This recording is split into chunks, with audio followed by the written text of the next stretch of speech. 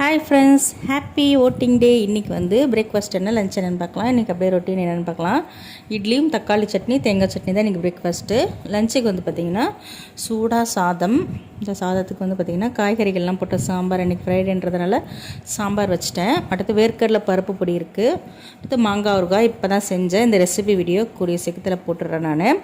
இந்த கப்பில் வந்து பக்கத்து வீட்டு அக்காவுக்கு டேஸ்ட்டுக்காக எடுத்து வச்சுருக்கேன். அடுத்து அப்பளம். அடுத்து இந்த பருப்பு பொடியில் ஊற்றி சாப்பிட்றதுக்காக நெய்.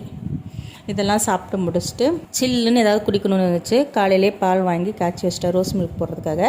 இந்த ரோஸ் மில்க் ரெசிபியும் நான் நெக்ஸ்ட் வீடியோவில் அப்லோட் பண்ணுறேன். லஞ்ச்லாம் முடிச்சுட்டு ஓட்டு போட வந்துட்டேங்க. அங்கே இருக்கிற லேடரில் என் பசங்க விளாண்டுக்கிட்டு இருந்தாங்க. அவங்கள கொஞ்ச நேரம் விளையாட வச்சுட்டு அங்கே நின்றுட்டு இருந்தேன்.